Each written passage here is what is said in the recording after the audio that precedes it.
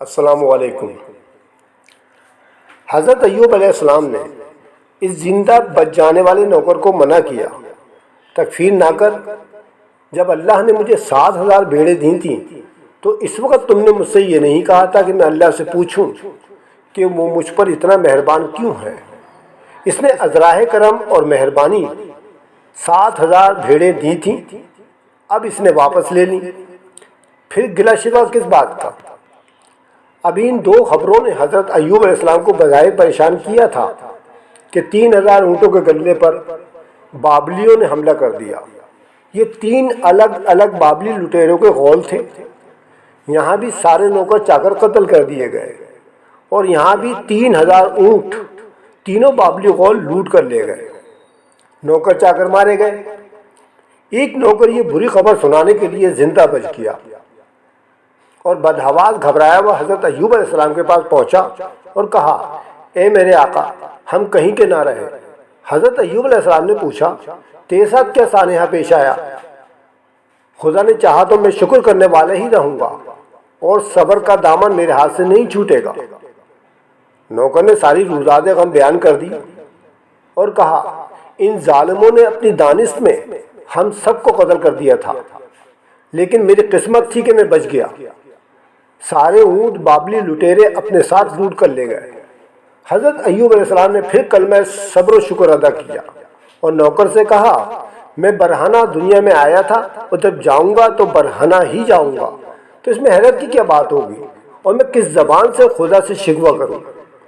یہاں گھر سے دور یہ ساری مصیبتیں ٹوٹ رہی تھیں اور حضرت ایوب علیہ السلام کی اولاد ضیافت کے مزے اڑا رہی تھی۔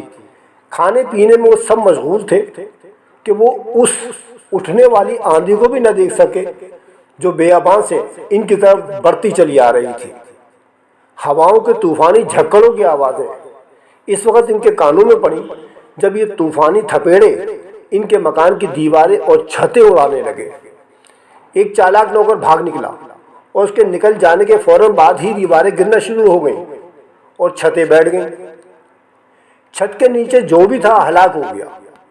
یہ زندہ بچ جانے والا نوکر حضرت ایوب علیہ السلام کے پاس پہنچا اور جو کچھ اس نے دیکھا تھا یا جو کچھ اس کی سمجھ میں آیا تھا اس سے اس نے اپنے آقا حضرت ایوب علیہ السلام کو خبردار کر دیا، میرے آقا، خدا ایسا غم کسی کو بھی نہ دے۔ آپ کی جملہ اولاد آپ سے چھین لی گئی، اس لیے سب کے غم میں آپ جتنے بھی آنسو بہائیں کم ہیں۔ حضرت ایوب علیہ السلام نے اس بار بھی خدا کا شکر ادا کیا اور کہا، یہ اولاد بھی اسی کی دی ہوئی تھی، دی تو سالوں میں تھی اور واپس پلک جھپکتے لے لی۔ جس طرح وہ اولاد دینے میں صاحب اختیار تھا، اسی طرح واپس لینے میں بھی وہ صاحب اختیار ہے۔ پھر میں اپنے مصائب کی شکایت کیوں اور کس سے کروں؟ نوکر نے عرض کیا، مالک، یہ تو آپ کے ساتھ زیادتی ہو گئی، اپنے خدا سے کہیں کہ وہ آپ کو مزید آزمائش میں نہ ڈالے۔ حضرت ایوب علیہ السلام نے اپنے ملازم کو منع کیا کہ دیکھ، آئندہ تو خدا کے بارے میں کوئی ایسی ویسی بات نہیں کرے گا کہ خدائی کارخانے میں کسی کو دم مارنے کا اختیار نہیں دیا گیا، جا اپنا کام کر۔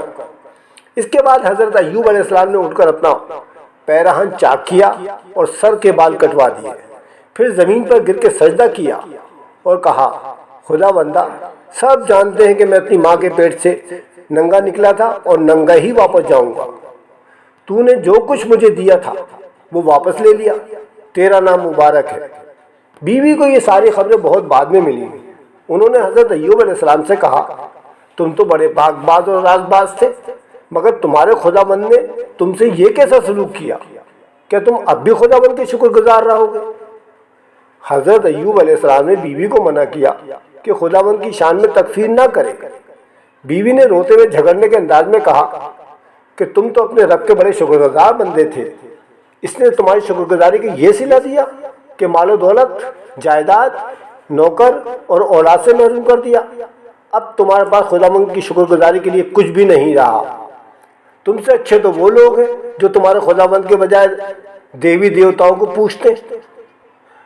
حضرت ایوب علیہ السلام نے دل شکستہ لہجے میں کہا، بیوی، تو اپنی ذات پر ظلم کر رہی ہے، کہیں ایسا نہ ہو کہ اس تکفیر کا تجھ پر عذاب نازل ہو۔ ایسے میری طرف دیکھ کر میں اب بھی صحت مند ہوں اور اس صحت مندی پر شکر گزار ہوں۔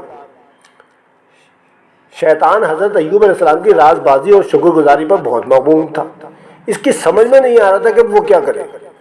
شیطان دنیا بھر کی سیر کرنے کے بعد خدا کے روبرو پہنچا تو خداوند نے اس سے پوچھا کہ تو کہاں سے آ رہا ہے؟ شیطان نے جواب دیا، خداوندہ میں زمین پر ادھر ادھر گھومتا پھرتا رہا اور اب یہاں آ گیا ہوں۔ خداوند نے شیطان سے پھر وہی سوال کیا، کیا تو نے میرے بندے ایوب کے حال پر بھی کچھ غور کیا؟ کیونکہ زمین پر جیسا کامل اور راز باز دوسرا کوئی آدمی نہیں ہے۔ وہ مجھ سے ڈرتا ہے اور بدی سے دور رہتا ہے، حالانکہ اس کا مال و اسباب ضائع کر دیا گیا، اولاد ہلاک کر دی گئی، اس کے نوکر چاکر یا تو قتل ہوئے یا کسی اور طرح ہلاک ہوئے، مویشی چھن گئے۔ میں دیکھتا ہوں کہ وہ اس حال میں بھی میرا شکر گزار ہے اور اپنی راستے پر قائم ہے۔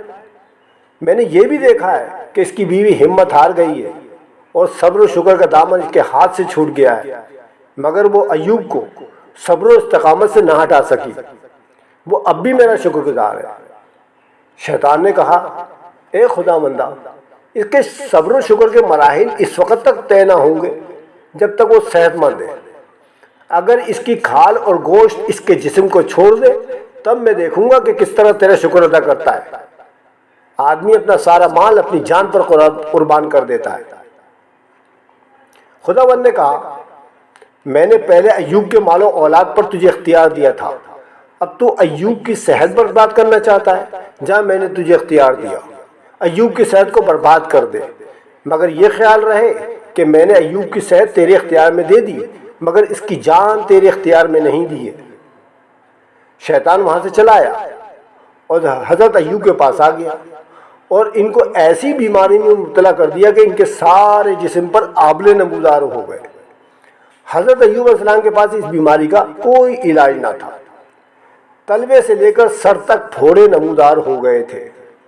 بیوی نے جو یہ حال دیکھا تو پوچھا، تم کس خدا کے شکر گزار ہو؟ وہی نا جس نے تم کو اس مہلک مرض میں مبتلا کر دیا۔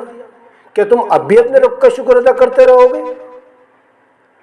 حضرت ایوب علیہ السلام نے جواب دیا، بیوی تو بیماری کی بات کرتی ہے، جب میں صحت مند تھا تو خدا کی عطا کی ہوئی تندرستی تھی، اب مجھے بیماری کا دکھ دیا گیا ہے، تو جب تک جان ہے میں اپنا رب کا شکر گزار بندہ بن کر رہوں گا۔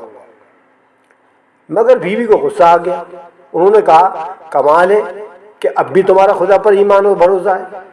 میں کہتی ہوں اس مصیبت کے جینے سے تو خدا کی ناشکری کر کے مر جانا بہتر ہے۔ حضرت ایوب علیہ السلام نے بے حد دکھ سے کہا، تو کیسی بے وقوف عورت ہے جو مجھے گمراہ کرنا چاہتی ہے۔ جب خدا کی طرف سے ہم پر نعمتیں اور برکتیں آئیں تو ان کو ہم نے خوشی خوشی لے لیا، اب اگر ہم پر مصیبت ڈالی گئی ہے تو ہم اسے صبر و شکر سے کیوں نہ جھیلیں۔ بیماری نے اتنی خوفناک شکل اختیار کر لی کہ حضرت ایوب علیہ السلام نے اپنے آگے راکھ کا ایک ڈھیر لگا دیا۔ وہ اس پر بیٹھ گئے اور ایک ٹھیکرے سے جسم کو کھجانا شروع کر دیا۔ صحت اتنی برباد ہوئی کہ روز کا دیکھنے والا بھی انہیں دیکھتا تو پہچان نہ پاتا۔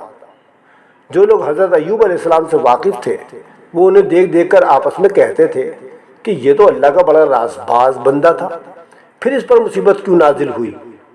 انہیں یہ دیکھ دیکھ کر اور حیرت ہوتی تھی کہ وہ اس حال میں بھی حضرت ایوب علیہ السلام کی زبان سے ہم تو شکر کے سوا کوئی کلمہ ہی ادا نہیں ہوتا۔ عزیز، رشتہ دار اور ملنے جلنے والے کنارہ کشی اختیار کر چکے تھے۔ ان کی بیوی جن کا نام رحیمہ تھا وہ اس حال میں بھی حضرت ایوب علیہ السلام کی رفیق تھیں، حالانکہ انہوں نے بیوی کو جھڑک دیا تھا۔ بالآخر بیوی کو بھی لوگوں نے ورغلایا اور انہوں نے بھی حضرت ایوب علیہ السلام سے دوری اختیار کر لی۔